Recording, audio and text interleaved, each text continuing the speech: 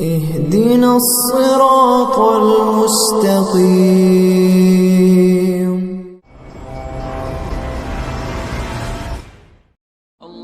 Video کے نیچے subscribe کے بٹن پہ کلک کریں، بیل کے آئیکن پہ کلک کیجئے تاکہ ہر نئی ویڈیو کی نوٹیفیکیشن آپ کو مل جائے۔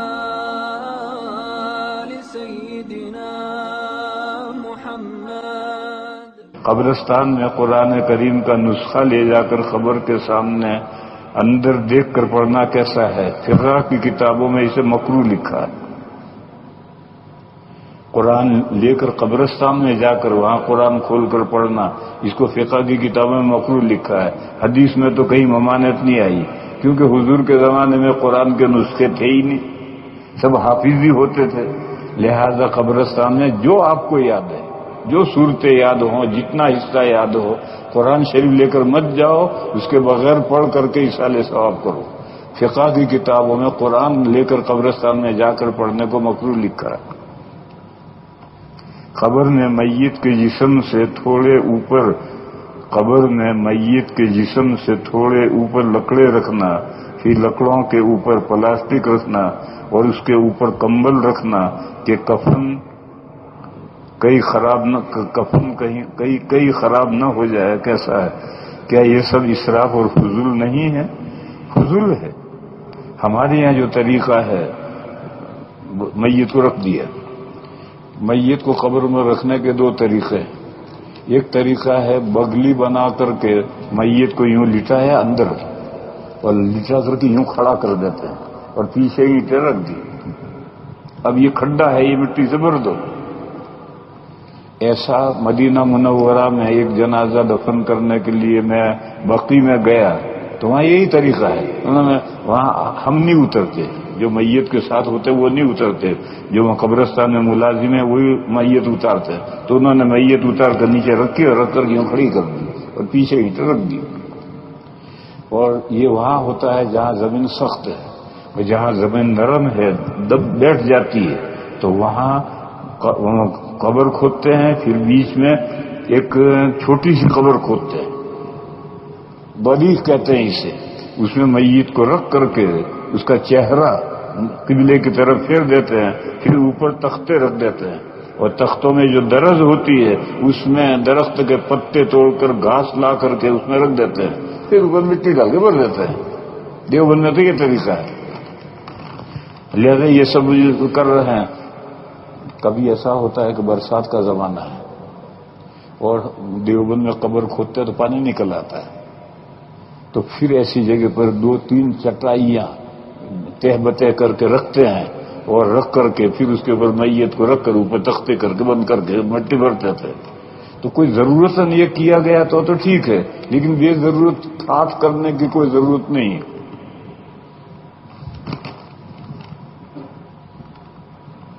کیا میت کو دفن کرنے کے بعد اور مٹی وغیرہ ڈال دینے کے بعد شریعت میں کوئی عمل ثابت ہے، جیسے سر اور پیروں کی جانب کچھ آیت پڑھنا اور اجتماعی دعا کرنا؟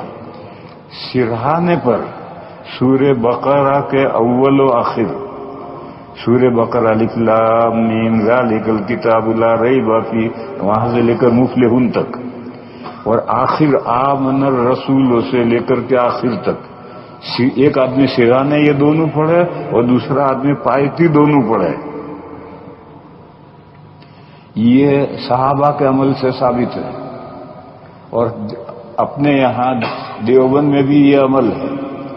جب یہ ایک آدمی سرانے اور ایک پایتی پڑھے، اگر 2 آدمی نہیں ہیں تو جس نے سرانے پڑھا ہے وہی پھر پایتی آ کر پڑھے گا، اور اگر 2 آدمی ہیں تو ایک سرانے پڑھے گا، ایک پایتی پڑھے گا۔ اتنے میں جو لوگ دفن کے لیے آئے ہیں اور قبرستان میں بکھرے ہوئے ہیں وہ سب قبر کے پاس آ جاتے ہیں اور کھڑے کھڑے 2 دعائیں کرتے ہیں۔ ایک، اے اللہ اس میت کی مغفرت فرما، یہ اپنے دل میں دعا کرتے ہیں، اب مغفرت فرما، اور اس سے اب جو سوالات ہوں گے اس کا صحیح جواب دینے کی توفیق عطا فرما۔ یہ 2 دعائیں، یہ سب آ کر کھڑے ہو کر 2 دعائیں کرتے ہیں، پھر جب یہ اول و آخر پڑھ کر کے چلتے ہیں تو سب لوگ چلے جاتے ہیں۔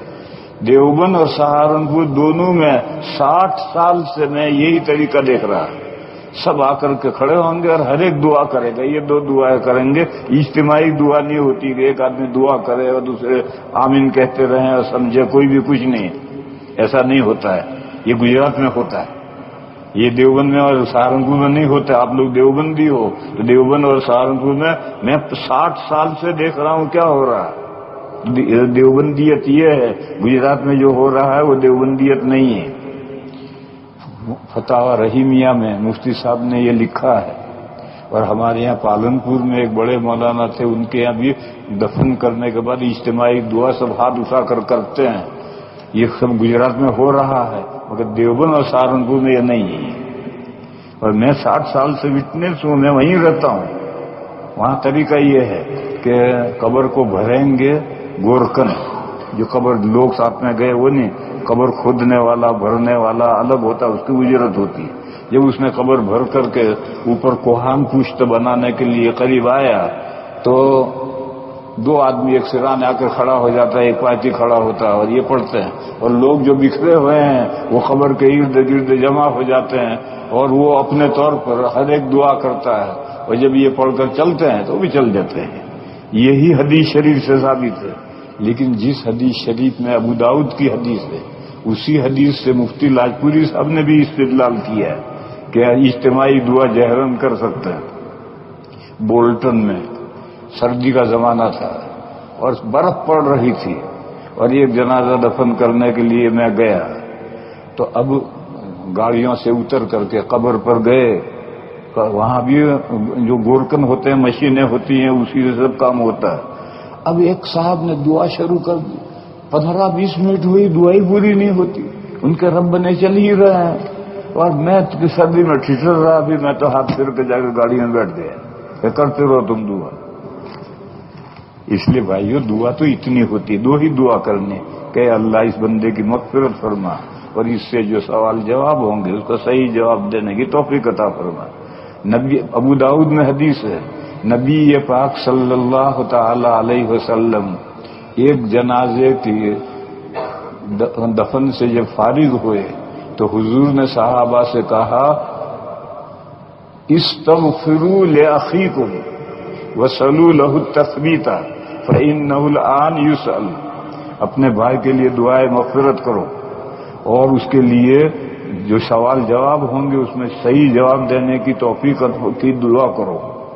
تو اگر جہرن دعا ہے تو اس کو کہنے کی کیا ضرورت ہے؟ حضور ہاتھ اٹھا کر دعا کرتے جہرن اور سب لوگ آمین آمین کہتے.